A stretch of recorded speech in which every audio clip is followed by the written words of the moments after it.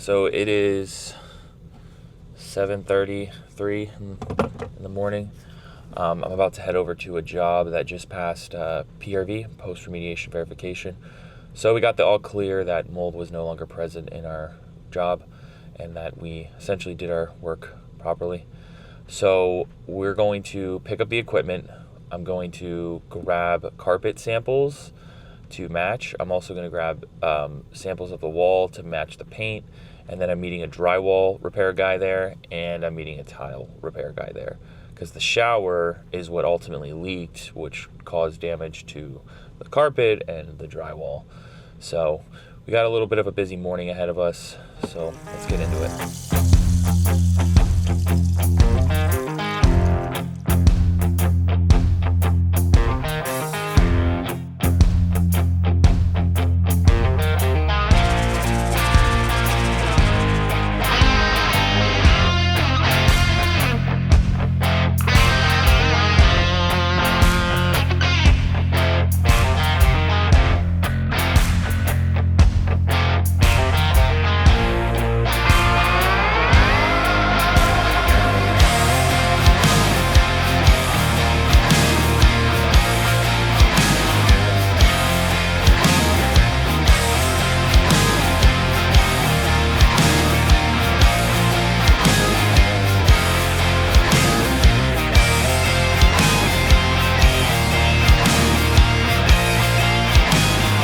A lot of people don't realize when you're doing restoration and you're doing the rebuild side of it, it's quite a bit of time. You know, you gotta, the whole idea is restoring it to how it was. So you gotta obviously get match. You gotta paint match. You gotta carpet match.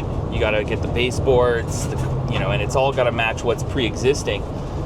Where you run into problems is when the home was built, 20, 30 years ago and nobody's really made any updates to it, but then you have a leak, and then you're looking for stuff that's somewhat outdated, and that's where you get into a little bit like you have to either make some compromises or you gotta really do your due diligence to find the building material that was originally there. Paint's a pretty easy one to match for the most part. But what really kind of gets people is sometimes tile and cabinetry. That's another one. Luckily for this job though, there's not really cabinetry. They're actually not really. There's no cabinetry at all actually.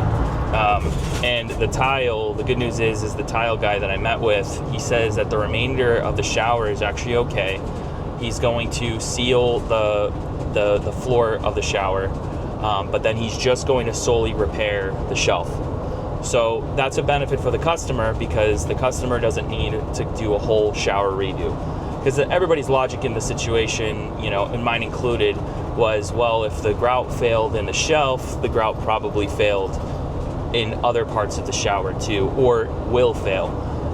But he looked at the grout and he said it was good, and he's gonna do some sealing at the bottom of the shower area, the edges, and then he's gonna just restore the shelf. And they're gonna add some new pieces a little bit, but he's gonna waterproof the back of the shelf, and then we're gonna put the drywall in, match the paint, and match up the carpet, and it'll be restored to its pre-loss condition.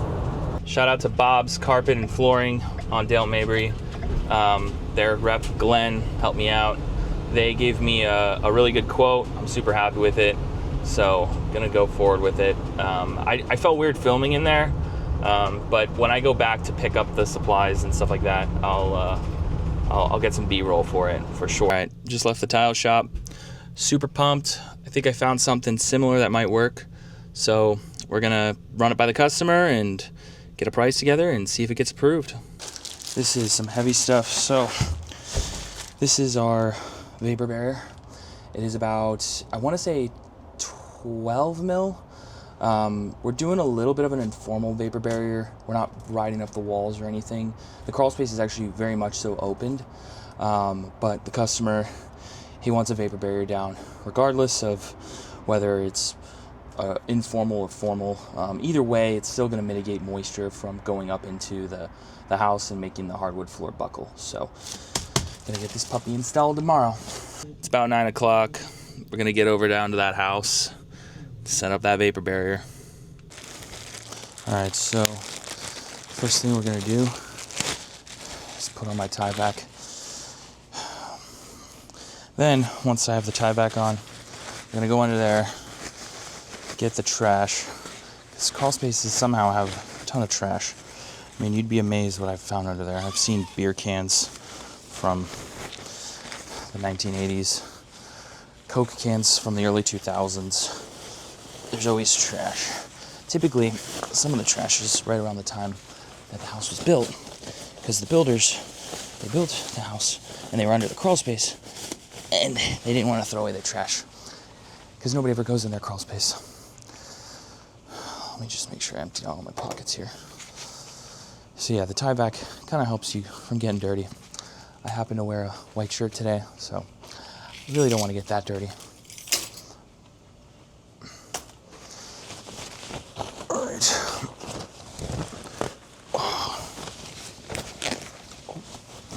Sometimes you rip these. By the end of the day, this tie back is probably going to very much so be ripped.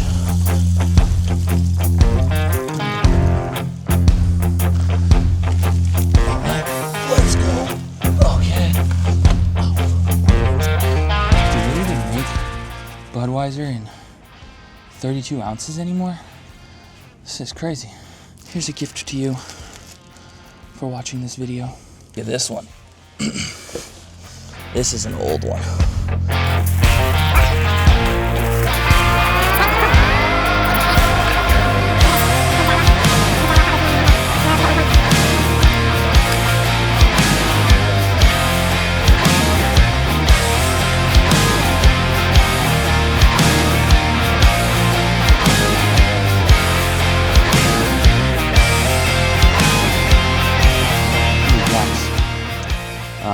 They help support foundational issues in homes with crawl spaces. A lot of times these jacks can be used to be readjusted. So it's really good. So as the foundation continues to sink, or maybe it stops sinking and you need to readjust, they're called smart jacks, and somebody can come back and readjust them as needed. So yeah. Cool to see these in action. They're not mine. I didn't put these in, but somebody at one point did.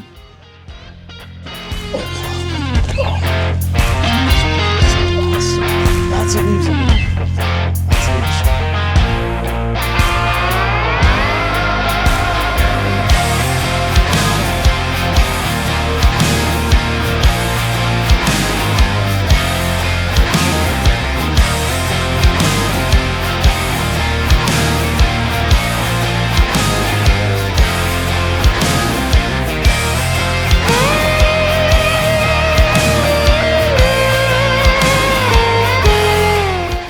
So the bulk of the trash is out.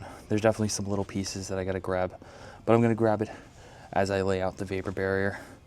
So it's time to bring that roll of vapor barrier under here. So this is the vapor barrier, and it just basically gets rolled out from one end of the space to the other. I'm out of breath, because it's also very heavy to bring in under here, but in the end, it'll be worth it.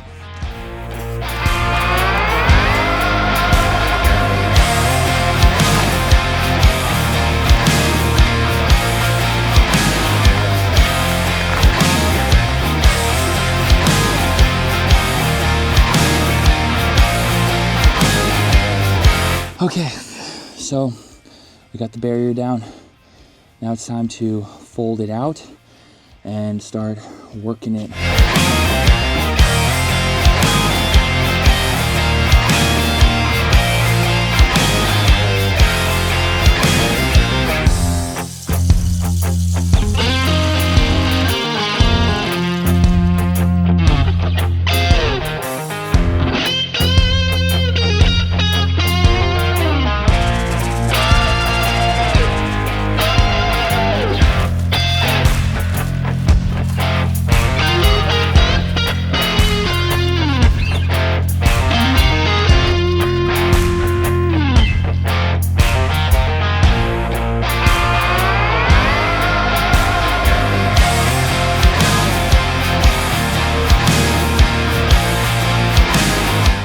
So at this point, the vapor barrier is laid out. Now it's time to go through and stake the loose areas and put seam tape over the seams. And then there's a couple of spots that I'm going to lay some extra barrier down to make sure that there's full coverage.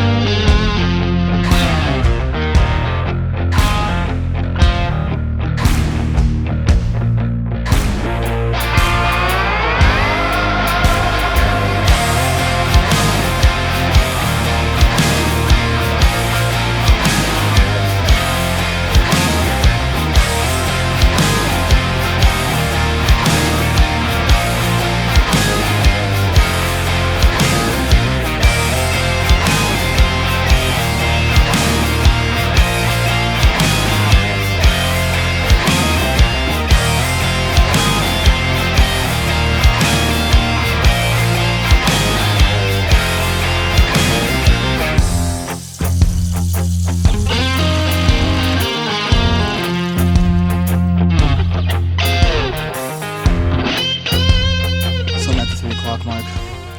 This is where the going gets pretty tough because you've been down here all day. You're tired, you're sore, but you got to get it done. I pretty much have most of the barrier staked down. A lot of the seams are now taped down. Gonna hit this side. There's a couple of spots where I'm gonna put some filler barrier. Gonna get that taken care of, and then I think that's gonna be a wrap.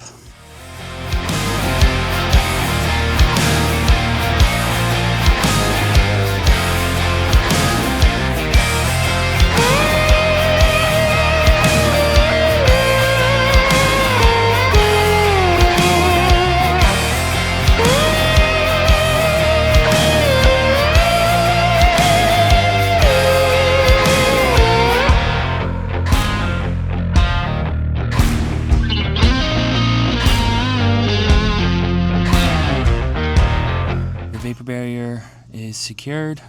The seams have been taped up. I'll probably come back tomorrow, do one more look through, make sure, but this is pretty much a wrap.